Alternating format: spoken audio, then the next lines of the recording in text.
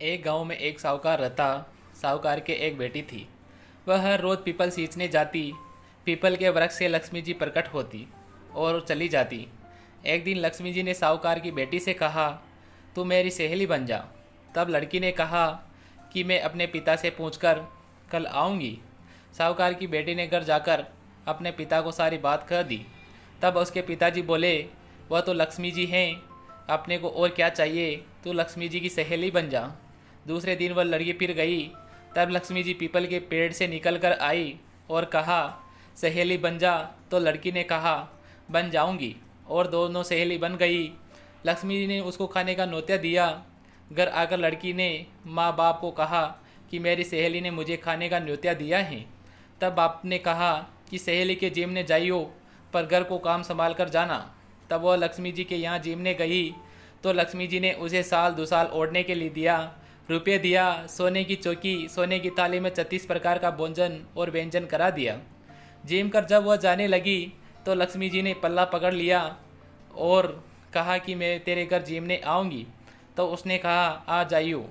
वह घर जाकर चुपचाप बैठ गई। तब बाप ने पूछा कि बेटी, सहेली के यहाँ जिम कर आ गई और तू उदास क्यों बैठी है?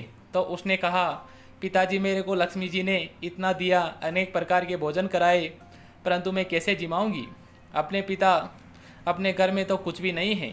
तब उसके पिता ने कहा कि गोबर मिट्टी से चौका लगाकर घर की सफाई कर ले, 4 मुख वाला दिया जलाकर लक्ष्मी जी का नाम लेकर रसोई में बैठ जाना। लड़की सफाई करके लड्डू लेकर बैठ गई। उसी समय एक रानी नहा रही थी। उसका 9 लका हार चील उठाकर ले गई और उसके वहाँ घर 9 लका हार डाल गई और उसका लड्डू ले गई। बाद में वह हार को तोड़कर बाजार में गई और सामान लाने लगी तो सुनार ने पूछा कि क्या चाहिए? तब उसने कहा कि सोने की चौकी, सोने का थाल, साल 2 साल दे दे, मोहरे दे और सामग्री दे, 36 प्रकार का भोजन हो जाए, इतना सामान दे। सारी चीज़ें लेकर बहुत तैयारी करी और रसोई बनाई। तब गणेश जी से कहा कि लक्ष्मी जी को बुलाओ। आगे आगे गणेश जी और पीछे लक्ष्मी जी आई। उसने फिर चौकी डाल दी और कहा, सहेली चौकी पर बैठ जा। जब लक्ष्मी जी ने कहा, सहेली चौकी पर तो राजा रानी के भी नहीं बैठी, किसी के भी नहीं बैठी, तो उसने कहा कि मेरे यहाँ तो बैठना पड़ेगा। फिर लक्ष्मी जी चौकी पर बैठ गई। तब उसने बहुत खातिरी की। जैसे लक्ष्मी ने करी थी वैसे ही उसने करी। लक्ष्मी जी उस पर खुश हो गई। घर में खूब रुपया एवं लक्ष्मी हो गई। साहूकार की बेटी ने कहा, मैं अभी आ रही हूँ, तुम यहीं बैठी रहना। और वह चली गई। लक्ष्मी जी गई नहीं और चौकी पर बैठी रही। उसको बहुत दौलत दी। हे लक्ष्मी, जैसे तुमने साहूकार की बेटी को दिया वैसे सबको देना। कहते हैं सुनते हैं, उखाड़ भरते हैं।